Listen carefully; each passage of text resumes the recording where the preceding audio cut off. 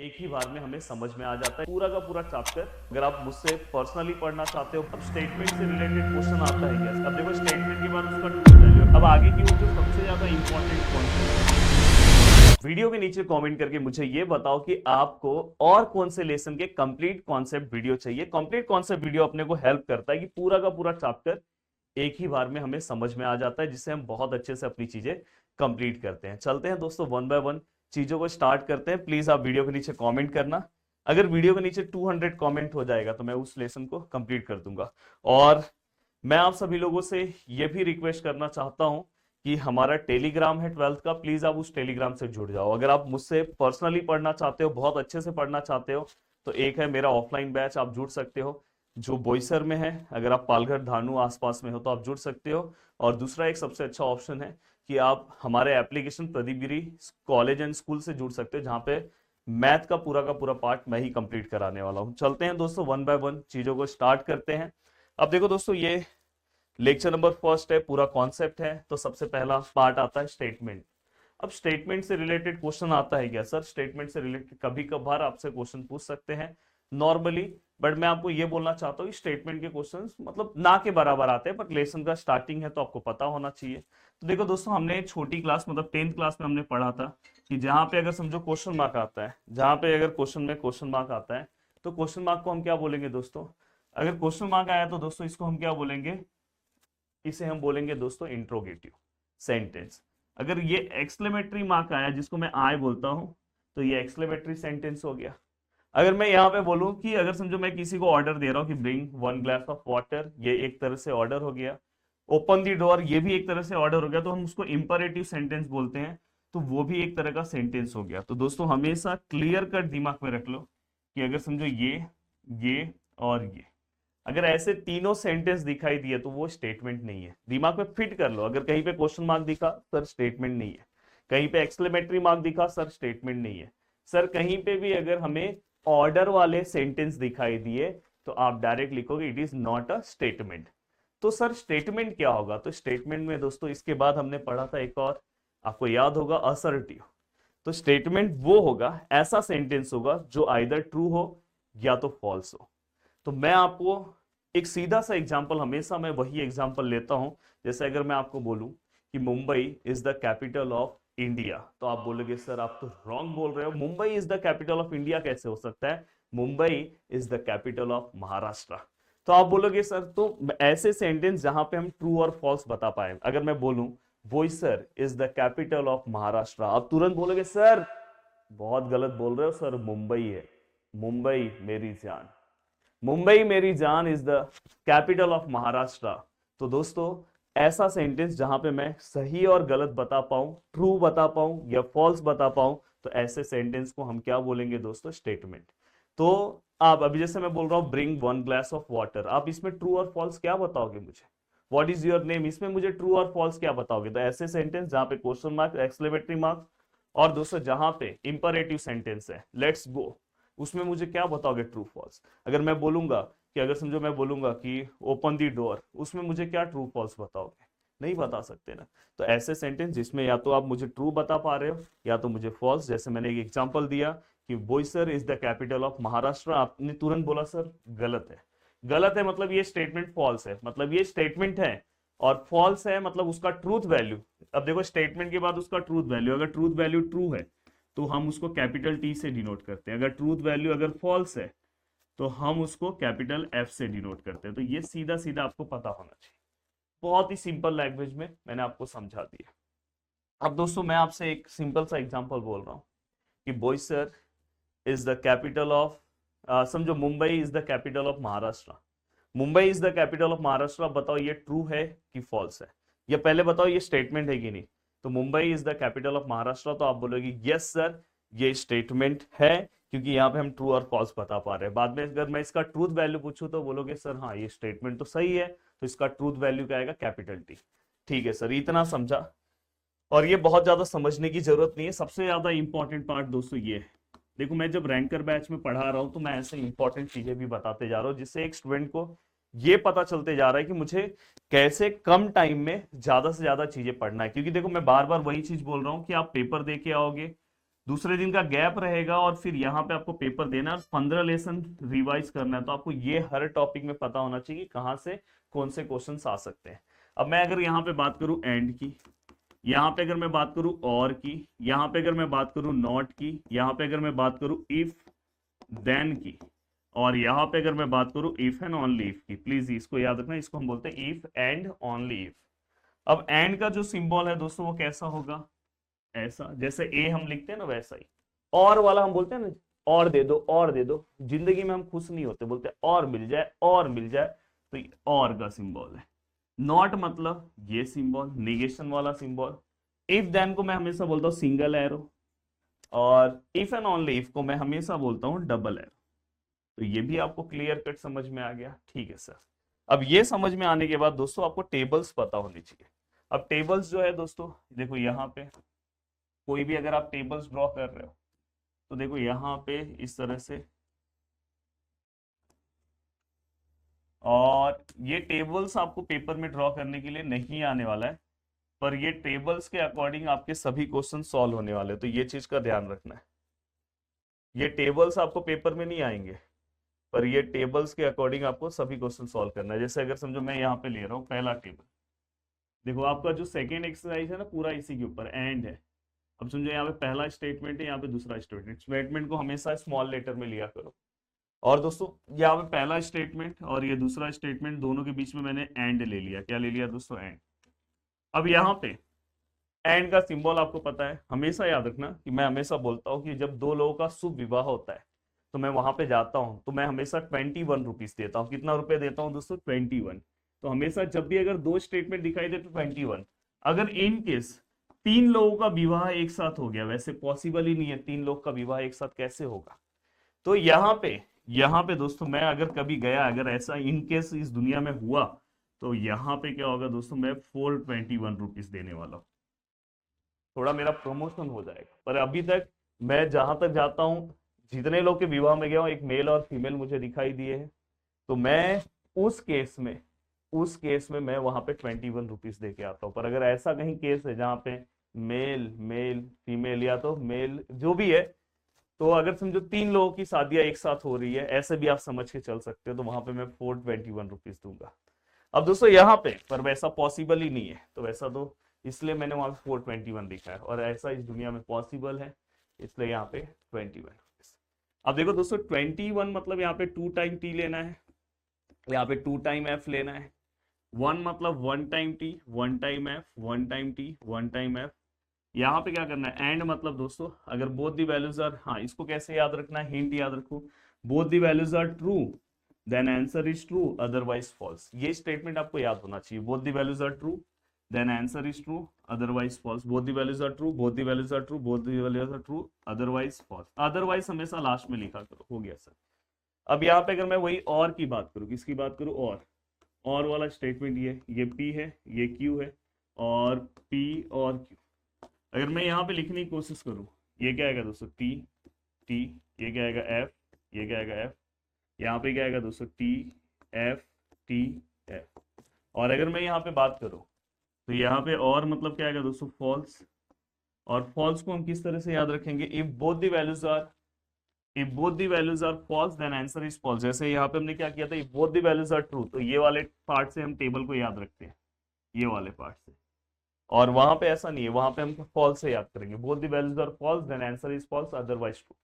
तो both the values are false then answer is false, दोनों false से नहीं है, दोनों फॉल्स से नहीं है, अदरवाइज क्या आएगा दोस्तों, ट्रू।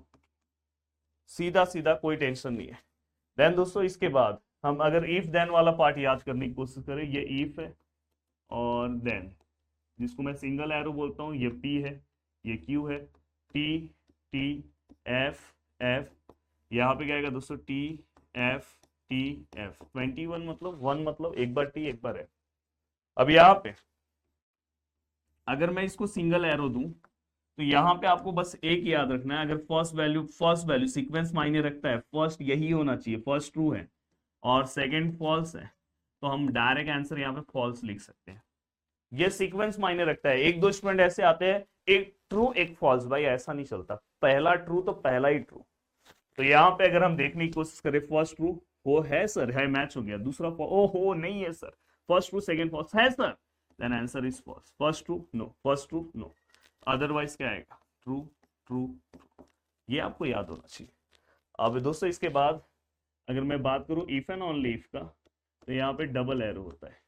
ये P है, ये Q है, ये P और यहाँ पे क्या है? Q। अगर हम ध्यान से देखने की कोशिश करें, 2 time T, 2 time F, 1 time T, 1 time F, 1 time T, 1 time F। अब यहाँ पे अगर मैं डबल एरो की बात करूं, डबल एरो मतलब दोस्तों if both the values are same, ये हमेशा याद रखना, मैं इसको डबल एरो को यही बोलता हूं, both the values are same. 100% 3 marks का क्वेश्चन आपको इस पे दिखाई देगा। Both the values are same, then answer is true. Both the values are same, both the values are same. हाँ, बहुत सारे लोग इसको गलत ये पढ़ के रखते हैं, both the values are true. No, both the values are same, ये दोनों सेम है ना, तो यहाँ पे क्या आएगा? ट्रू। और अदरवाइज क्या आएगा दोस्तों? फॉल्स। तो यहाँ पे क्या आएगा? फॉल्स, और यहाँ पे क्या आएगा? फॉल्स। तो इस तरह से हमने ये पूरे के पूरे टेबल पढ़ लिए। अब इसके बाद एक छोटू सा टेबल आपको याद रखना है नेगेशन का। नेगेशन में कोई दिक्कत नहीं है। अब देखो दोस्तों, नेगेशन का, नहाऊंगा उसका उल्टा क्या होता है? नहीं नहाऊंगा।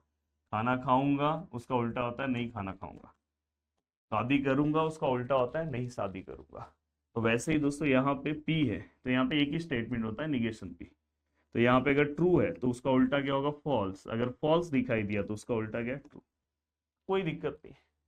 तो ये आपको पता होना चाहिए। अब देखो इतनी चीजें अगर आपके दिमाग में बैठ गई तो क्वेश्चंस कैसे आते हैं सर? देखो क्वेश्चंस कैसे आएंगे आपको वो भी प्रैक्टिस करा दूं। जैसे यहाँ पे आपको आएगा T, और यहाँ पे F, और यहाँ पे और है, बस आपको ऐसे कहीं कहीं पे दिखाई देंगे तो आपको टेबल का यूज करना है। टेबल नहीं आएगा तो यहाँ पे आपको क्या याद रखना है? आपने पढ़ा है ना, और में हम क्या पढ़ते हैं? और में हम पढ़ते हैं both the values are false, then answer is false. दोनों फॉल्स नहीं है, अदरवाइज क्या आएगा दोस्तों? ट्रू। अगर समझो ऐसा है और यहाँ पे एंड है, एंड में हम क्या पढ़ते हैं? Both the values are true, then answer is true. Yes, दोनों ट्रू है, देन आंसर ट्रू आएगा। अगर सपोज ऐसा है दोस्तों, अब देखो हमने इफ देन में क्या पढ़ा था? First true second false, then answer is false, otherwise true. First true second false नहीं है, तो अदरवाइज हमने क्या पढ़ा था? फर्स्ट ट्रू सेकंड फॉल्स रहेगा तो आंसर फॉल्स आएगा, अदरवाइज क्या आएगा? ट्रू, तो अदरवाइज आएगा। यहाँ पे हमने ऐसा पढ़ा था, याद है?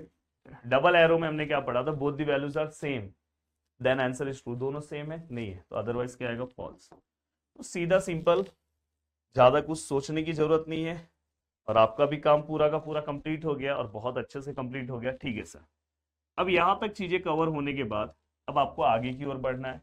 अब आगे की ओर जो सबसे ज्यादा इंपॉर्टेंट कॉन्सेप्ट है, converse, inverse and Contra positive. Very very important. अगर आप पेपर उठा के देखोगे ना तो आपको दिखाई देगा, वेरी वेरी इंपॉर्टेंट इंपॉर्टेंट। अब यहाँ पे अगर आप ध्यान से देखोगे तो पेपर उठा के देखोगे तो सबसे ज्यादा इंपॉर्टेंट क्वेश्चन ये है। सर ये क्वेश्चन किस में आता है? जनरली ये क्वेश्चन आता है दोस्तों इंप्लाइज में, P इंप्लाइज Q में। ये हमेशा याद रखना, P इंप्लाइज Q में ये स्टेटमेंट, ये क्वेश्चंस दिखाई देते हैं। अब P इंप्लाइज Q में ये क्वेश्चंस कैसे दिखाई देते हैं वो भी मैं आपको बता रहा हूँ। जैसे अगर मैं बात करूँ यहाँ कन्वर्स, कन्वर्स में क्या आएगा दोस्तों? अगर समझो, चलो मैं यहाँ कन्वर्स लिख रहा हूँ, देन यहाँ पे क्या आएगा दोस्तों? इनवर्स, और देन यहाँ पे क्या आएगा दोस्तों? Contra positive. बहुत सिंपल लैंग्वेज में आपको समझाने की कोशिश करूंगा मैं। अब देखो दोस्तों, यहाँ पे कोई भी स्टेटमेंट अगर इस फॉर्म में दिया है तो उसको अपन कन्वर्स तुरंत कर सकते हैं। इसी स्टेटमेंट को उल्टे फॉर्म में लिखो, पहले Q लिखो फिर P लिखो, हो गया। इनवर्स अगर आप लिखने की कोशिश कर रहे हो, दोनों में निगेशन दे दो, दोनों में सर निगेशन दे दिया। और कॉन्ट्रा पॉजिटिव जस्ट इसका उल्टा, मतलब यहाँ पे निगेशन Q पहले आएगा फिर निगेशन P आएगा, हो गया। सर ये कैसे आएगा? देखो मैं आपको एक सिंपल एग्जांपल दे रहा हूँ। इफ, यहाँ पे मैं हमेशा कोई भी एग्जांपल ले लो, समझो यहाँ पे इफ सर्कल है और देन ट्राइंगल है, ऐसा एक क्वेश्चन है। सबसे पहले आपको इसमें P लिखना है। P मतलब क्या होगा? पहला स्टेटमेंट क्या है दोस्तों? सर्कल। Q मतलब दूसरा स्टेटमेंट क्या है दोस्तों? ट्राइंगल। अब यहाँ पे अगर मैं बात करूँ कन्वर्स की, किसकी बात करूँ दोस्तों? कन्वर्स, जिसको मैं क्या लिखूंगा दोस्तों? Q implies P। मतलब इसमें हमें लिखते टाइम पहले देखो, अभी मैं इसका आंसर लिख रहा हूँ, इफ पहले Q वाला लिखो। Q मतलब क्या है? ट्राइंगल। देन P वाला क्या आएगा दोस्तों? सर्कल। तो ये हो गया कन्वर्स। देखो आपको कोई टेंशन ही नहीं है, यहाँ पे कुछ भी आया, यहाँ पे जो स्टेटमेंट आया वो आपको लिखना है। इफ के बाद जो है वो पी है, देन के बाद जो है क्यू है। अब इनवर्स में क्या आएगा दोस्तों, इनवर्स, इनवर्स की अगर मैं बात करूं तो इनवर्स में क्या आएगा दोस्तों, इफ। अब यहाँ पे अगर आप इसका फॉर्मूला सबसे पहले मैं लिख दूं, फॉर्मूला क्या होता है दोस्तों, दोनों में निगेशन दे दो। ये देखो यहाँ पे दोनों में negation P implies negation Q, देखो ना यहाँ पे ये फॉर्मूला। अब उसके अकॉर्डिंग अगर आप स्टेटमेंट लिखने की कोशिश करोगे तो यहाँ पे क्या आएगा दोस्तों, इफ, यहाँ पे क्या लिखोगे, पी में निगेशन डालना है तो यहाँ पे क्या आएगा, इफ। बस नॉट ले लो, नॉट सर्कल मैं आपके लिए समझा रहा हूँ, ऐसे अच्छे से लिख नहीं रहा हूँ, जस्ट आपको समझ में आया। देन क्यू मतलब नॉट आगे है, निगेशन है, और यहाँ पे क्या है दोस्तों, ट्राइंगल। अब उसका उल्टा मुझे आप कॉन्ट्रा पॉजिटिव लिख के दिखाओ, एक झटके में समझ में आएगा। ठीक है सर। अब ये होने के बाद दोस्तों नेक्स्ट कॉन्सेप्ट आता है टोटोलॉजी, जो आपने इंग्लिश ग्रामर में ही पढ़ा है, पर यहाँ पे टोटोलॉजी मतलब यहाँ पे थोड़ा अलग है। यहाँ पे टोटोलॉजी मतलब जब आप क्वेश्चन सॉल्व करोगे, लास्ट के टेबल में अगर सभी values T T T T I तो इसको हम टोटोलॉजी बोलेंगे। कॉन्ट्राडिक्शन दूसरा क्या आएगा, कॉन्ट्राडिक्शन। कॉन्ट्राडिक्शन मतलब लास्ट वाले कॉलम में अगर सबके सब वैल्यूज कैपिटल एफ आए, ट्रूथ वैल्यूज, तो इसको हम बोलेंगे कॉन्ट्राडिक्शन। अब आपको पता है तीसरा भी एक आएगा, तीसरा ये आएगा, हो सकता है इसमें टी टी भी हो और एफ हो और फिर से टी हो, मतलब ये मिक्सअप है। तो ऐसे केस में जो मिक्सअप होते हैं उसको हम बोलते हैं कॉन्टिंजेंसी। तो आपको टोटोलॉजी मतलब सब ट्रू, कॉन्ट्राडिक्शन मतलब सबके सब फॉल्स, और कॉन्टिंजेंसी मतलब मिक्सअप, ट्रू और फॉल्स दोनों साथ में होंगे। अब यहां तक की चीजें आपको समझ में आ गई। अब चलते हैं दोस्तों आगे की ओर। आगे एक जो सबसे ज्यादा मतलब नॉर्मल पार्ट है, इतना ज्यादा इंपॉर्टेंट नहीं है, डुअल फॉर्म। डुअल फॉर्म मतलब जहां पे और दिया, एंड दिया है, उसको आपको चेंज करके किसमें कन्वर्ट करना है, और में, ये ध्यान रखना। अब यहाँ पे अगर इस फॉर्म में दिया है तो आपको इस फॉर्म में लिखना है, जहाँ पे और है उसको चेंज करके आपको एंड करना है। ये हमेशा याद रखना, जहाँ टी है उसको चेंज करके सी करना है, जहाँ पे सी है, सी मतलब कॉन्ट्राडिक्शन, हाँ फॉल्स, उसको कन्वर्ट करके क्या करना है, टी करना है, बस। डुअल फॉर्म यही है। अगर समझो कोई स्टेटमेंट आपको आता है टी, सॉरी टी ऐसे आता है, या तो और अच्छे से लिखता हूँ, अगर समझो कोई स्टेटमेंट हमें दिया है,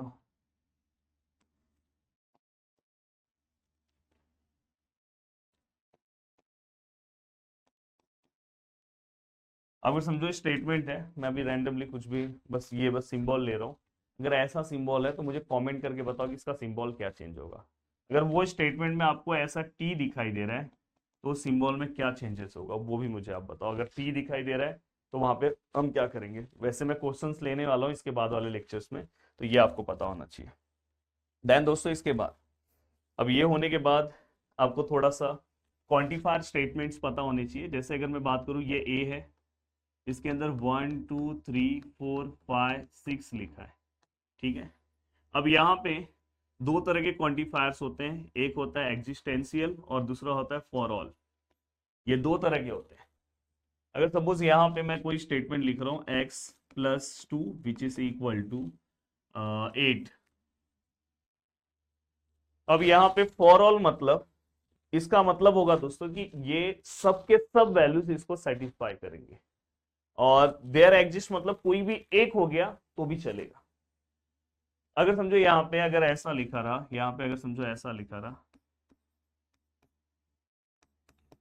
ऐसा लिखा रहा, देयर एग्जिस्ट मतलब कोई भी एक वैल्यू जिसको सेटिस्फाई करना चाहिए, अगर सेटिस्फाई किया तो मतलब स्टेटमेंट ट्रू है, अगर नहीं किया तो फॉल्स है। कर रहा है क्या, अगर सपोज मैं यहाँ पे 1 रखता हूँ तो 1+2 8 नहीं होता है, 2+2 8 नहीं होता है, 3+2 8 नहीं होता है, 4+2 8 नहीं होता है, कोई एक ही चाहिए ना। 5+2 7 होता है, 6+2 8 होता है सर, एक हो गया, कौन सा वाला सेटिस्फाई हो गया, x which is equal to 6। अगर मैं ये पुट करता हूँ तो हमारा आंसर राइट है। और कोई भी एक अगर पुट करते हो देयर एग्जिस्ट में, कोई एक भी चलेगा, तो मतलब ये स्टेटमेंट का ट्रूथ वैल्यू का आएगा कैपिटल टी। पर वही दोस्तों अगर सपोज यहाँ पे ऐसा होता, फॉर ऑल होता, तो इसका ट्रूथ वैल्यू क्या हो जाता है, फॉर ऑल मतलब ये सबके सब सेटिस्फाई होने चाहिए, तो सबके सब नहीं सेटिस्फाई हो रहे हैं ना, 1 रखने पे 1+2 थोड़ी ना 8 होता है। तो आप क्या लिखोगे, truth value of given statement is false. तो आपको इन शॉर्ट अभी बस ये याद रखना है कोई एक सेटिस्फाई होगा तो भी चलेगा, इसमें सबके सब सेटिस्फाई होने चाहिए, बस इससे ज्यादा नहीं। अब चलते हैं दोस्तों आगे की ओर। ठीक है सर, आपने ये भी समझ लिया। अब जो सबसे ज्यादा इंपॉर्टेंट टॉपिक है इवन एमएसटी सीईटी के लिए, अपना एमएसटी सीईटी का ही पार्ट लेक्चर स्टार्ट होने वाला है। ये जब वीडियो देख रहे हो उसके 6-7 दिन के बाद मतलब अराउंड 30 से आपका स्टार्ट हो जाएगा। और एमएसटी सीईटी एक इंपॉर्टेंट पार्ट है, आपको पता होना चाहिए। अब यहाँ पे अगर मैं बात करूँ निगेशन का, तो देखो यहाँ पे P इम्प्लाइज Q, ये बाद में लेता हूँ, पहले ये डिमॉर्गन्स लॉ। यहाँ पे निगेशन है P और Q, यहाँ पे है P इम्प्लाइज Q, और यहाँ पे है P। ये 4 निगेशंस आपको याद होने चाहिए, आपकी जिंदगी बहुत अच्छी हो जाएगी। सर जिंदगी तो अच्छी चल ही रही है। ये निगेशन अंदर जाएगा तो पहले वाले को निगेशन आएगा, फिर ये एंड का क्या हो जाएगा दोस्तों, और फिर निगेशन इसको आएगा, हो गया। वैसे सेम ये भी है, ये निगेशन अंदर गया, ये और का क्या हो जाएगा एंड, और निगेशन इसको भी आएगा, तो 2 काम तो आपका हो गया। अब ये 2 काम अगर आपका हो गया तो ये क्या हो गया दोस्तों, डिमॉर्गन्स लॉ। अब ये 2 आपको बहुत अच्छे से याद रखना है, ये वाले पार्ट का याद रखना पड़ेगा। देखो P एंड निगेशन Q बहुत इंपॉर्टेंट है एमएसटी सीईटी के लिए। और ये वाले पार्ट का अगर मैं बात करूं, यही सेम पार्ट आएगा दोस्तों, देखो यही सेम पार्ट, ये देखो लिख रहा हूं P एंड निगेशन Q। यहाँ पे भी देखो एंड निगेशन सेम है, बस ये दोनों रिप्लेस कर दो, पहले Q और फिर P। अगर यहाँ एंड है तो बीच में क्या आएगा, और, हो गया। और दोस्तों एक आपको अलग से दे दे रहा हूं जो आपको याद रखना है। अगर सपोज ये निगेशन नहीं है और फिर अगर आप इसको लिखना चाहते हैं एंड या और के फॉर्म में, यहाँ पे निगेशन है तो ये आएगा, पर अगर निगेशन नहीं है तो अपन इसको ऐसे लिखेंगे। ये याद रखना, अगर ये नहीं भी याद रखते हो, ये एमएसटी सीईटी के लिए ये तो आपको याद होना चाहिए। अब यहां तक की चीजें होने के बाद सबसे ज्यादा इंपॉर्टेंट आता है कि सर लॉ। देखो मैंने आपको पहले ही बोला है कि लॉ आपको सब याद करने की जरूरत नहीं है। जब भी अगर मैं प्लेस चेंज करता हूँ, जैसे ये देखो ऐसा है, अगर मैं यहाँ पे ऐसे लिखता हूँ तो इसको हम कॉम्यूटेटिव लॉ बोलते हैं। तो प्लेस चेंजिंग, मैं हमेशा बोलता हूँ प्लेस अगर मैं चेंज कर रहा हूँ तो इसको कॉम्यूटेटिव लॉ। बहुत सारे महारथी लोग पूरा का पूरा लॉ याद करते हैं, मैं हमेशा मना करता हूँ लॉ मत याद करो। कभी भी अगर सपोज मैं कॉमन ले रहा हूँ दोस्तों, कॉमन अगर ले रहा हूँ या कुछ अंदर मल्टीप्लाई कर रहा हूँ, तो हमेशा याद रखना डिस्ट्रीब्यूटिव लॉ आएगा। कौन सा लॉ आएगा दोस्तों, डिस्ट्रीब्यूटिव लॉ। मैं आपको सब में सिखा दूंगा, बस आप ये याद रखो, कभी मैं कॉमन लूंगा तुरंत बोल देना सर डिस्ट्रीब्यूटिव लॉ। इसलिए मैंने बोला कि अगर आप ऐसे टीचर से पढ़ रहे हो तो आपकी जिंदगी एकदम मस्त हो जाएगी। देन दोस्तों इसके बाद अब डिस्ट्रीब्यूटिव लॉ तो आपको समझ में आ गया। अब बात आती है कि सर अगर कहीं पे मैं ब्रैकेट ले रहा हूं, अगर आपने कहीं पे ब्रैकेट लिया तो इसको हम एसोसिएटिव लॉ बोलेंगे। एसोसिएटिव लॉ, ब्रैकेट अगर कहीं पे भी लिया तो बिना मतलब का मैं देखता हूँ सब लोग याद करते, क्यों याद कर रहे हो भाई, बस याद कौन सा करना है दोस्तों, आइडेंटिटी लॉ। बहुत इंपॉर्टेंट लॉ, और पूरा का पूरा प्रूफ वाले सम आइडेंटिटी और कॉम्प्लीमेंट्री लॉ, 2 ही लॉ से सॉल्व होते हैं। अगर मैं यहाँ पे देखो आपसे याद करवा के लूं, एक झटके में याद हो जाएगा। जैसे अगर सपोज यहाँ पे P है, T है, P है एंड F है, यहाँ पे P और F है, P और T है दोस्तों, ना कोई मंजिल है, मंजिल तो है। यहाँ पे आपको ज्यादा कुछ पढ़ने की जरूरत नहीं, यहाँ पे आपको क्या पढ़ना है पता है, हमेशा याद रखना अगर एंड है तो एंड अगर आपको दिखाई दे, एंड में कैमरामैन का फोकस किस पे होगा पता है, टी पे होगा। किस पे होगा, टी पे, क्योंकि आपने ट्रूथ टेबल याद ही किया। एंड मतलब हम क्या बोलते हैं, टी। एंड में बोलते हैं ना both the values are true then answer is true, मतलब हमारा फोकस टी पे होता है। वही अगर समझो और है, और में याद करो हम क्या बोलते हैं, तो कैमरामैन का जो फोकस है दोस्तों कौन से पॉइंट पे होगा, एफ पे होगा। अगर सपोज टी प्रेजेंट है, अगर समझो टी वहां पे फोकस में प्रेजेंट है या टी एब्सेंट है, अगर प्रेजेंट है तो हमारा आंसर फर्स्ट वाला होगा, ये हमेशा याद रखना, हमारा आंसर फर्स्ट वाला। अगर टी एब्सेंट है तो हमारा आंसर सेकंड वाला, ज्यादा कुछ सोचना ही नहीं है। यहाँ पे अगर एफ प्रेजेंट है तो हमारा आंसर फर्स्ट वाला है, और अगर एफ एब्सेंट है तो हमारा आंसर कौन सा होगा दोस्तों, सेकेंड वाला। अब यहाँ पे अगर हम ध्यान से देखें, देखो यहाँ एंड है, एंड है, एंड अगर है तो हमारा फोकस किस पे होना चाहिए, टी पे, टी प्रेजेंट है। यहाँ पे हमें देखना सेकेंड वाले पोजीशन टी प्रेजेंट है, टी अगर प्रेजेंट है, टी देखो प्रेजेंट है तो आंसर फर्स्ट वाला मतलब इसका आंसर क्या आएगा पी। वही अगर समझो दोस्तों यहाँ पे एंड है तो हमारा फोकस किस पे होना चाहिए, टी पे, पर टी एब्सेंट है, टी यहाँ पे नहीं है, एफ है, तो टी क्या है दोस्तों एब्सेंट है, तो हमारा आंसर सेकंड वाला आएगा, मतलब इसका आंसर क्या आएगा दोस्तों एफ। सेकंड वाला, ये फर्स्ट वाला है, ये सेकंड वाला। प्लीज इस वाले पार्ट को ना एक बार फिर से देखना, बहुत अच्छा ट्रिक बता रहा हूँ। हमारा अगर आंसर और है, देखो और दिख रहा है, और हमारा फोकस फिर किस पे होगा, एफ पे। एफ पे अगर एफ प्रेजेंट है तो आंसर फर्स्ट वाला, एफ प्रेजेंट है तो आंसर फर्स्ट वाला, एफ एब्सेंट है और है पर एफ एब्सेंट है तो आंसर सेकंड वाला। सेकंड वाला बताइए क्यों। इसको बहुत सारे लोग देखते हैं और इसको रटते हैं, मत रटो, नहीं तो सम एक भी नहीं सॉल्व कर पाओगे। अब यहाँ तक का पार्ट हो गया दोस्तों, उसके बाद भी बहुत सारे लॉ हैं, पर आप एक और लॉ याद कर लो। जैसे अगर मैं बात करूं, ये कभी भी अगर ये दोनों सेम है और यहाँ निगेशन है, ये दोनों सेम है और यहाँ पे ऐसा निगेशन है, मैं हमेशा बोलता हूँ कि अगर समझो आपके पास घर वालों ने रिश्ता दिया तो आपके लिए कौन सा रिश्ता अच्छा है। घर वालों ने बोला ये एंड ये दोनों में से ही सिलेक्ट करना है। एंड बोल दिया तो आपके लिए बहुत डेंजर जोन आ जाएगा, बोलोगे बाप रे बाप ये दोनों में से कैसे सिलेक्ट करेंगे। पर अगर घर वालों ने बोल दिया टेंशन मत ले बेटा, ये और ये और भी है, ये और भी है, तो हमारे लिए सिलेक्शन के ऑप्शंस बहुत सारे हो जाते हैं। तो कौन सी चीज हमारे लिए अच्छी है, अगर हम अपने पॉइंट ऑफ व्यू से देखें तो सर और हमारे लिए अच्छा है। जो हमारे लिए अच्छा है दोस्तों वो ट्रू, जो हमारे लिए बुरा है दोस्तों वो फॉल्स, कोई दिक्कत नहीं है। तो हमेशा ये आपको याद रखना है। ये लॉ कब अप्लाई होगा, जब दोनों जगह पे ये सेम होंगे।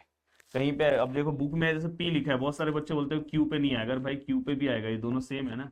अगर समझे यहाँ पे आया तो बताओ इसका आंसर क्या आएगा, बोलो आप। ये दोनों सेम है, इसी लॉ का है, बोलो कमेंट करके बताओ।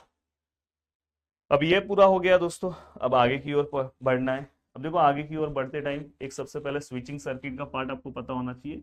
अभी ज्यादा कुछ आपको स्विचिंग सर्किट के बारे में नहीं पता होना चाहिए, बस सब में बाकी मैं बताऊंगा।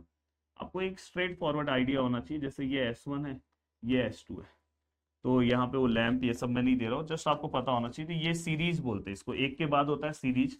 S1 को हम P से डिनोट करते हैं, S2 को हम Q से डिनोट करते हैं, अगर S3 होता तो हम R से डिनोट करते हैं। और जब ये सीरीज में होता है तो यहाँ पे एंड आता है, बस ये याद रखो। वही चीज अगर सपोज ये ऐसा है, यहाँ पे ऐसा है, यहाँ पे ऐसा है।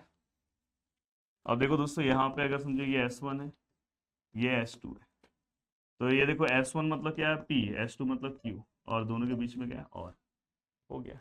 तो ये क्या हो गया दोस्तों, पैरेलल। तो इसी के साथ पूरे लेसन का कॉन्सेप्ट मैंने आपको बता दिया। और ये पूरे लेसन का जब मैंने आपको कॉन्सेप्ट बता दिया तो बस अब आपको क्या करना है, अब इसके बाद मैं आपको क्वेश्चन सॉल्व कराऊंगा जो मोस्ट इंपॉर्टेंट टाइप्स के क्वेश्चन है, और लाइन वाइज सॉल्व कराऊंगा। 1 मार्क्स, 2 मार्क्स, 3 मार्क्स, ऐसे हम क्वेश्चन सॉल्व करेंगे। मैं उम्मीद करूंगा कि आप सभी लोग बहुत अच्छे से मेरे साथ पढ़ोगे। तो वीडियो को देखने के लिए दिल से थैंक यू सो मच दोस्तों। मिलते हैं नेक्स्ट वीडियो में, बाय बाय, टेक केयर, जय हिंद।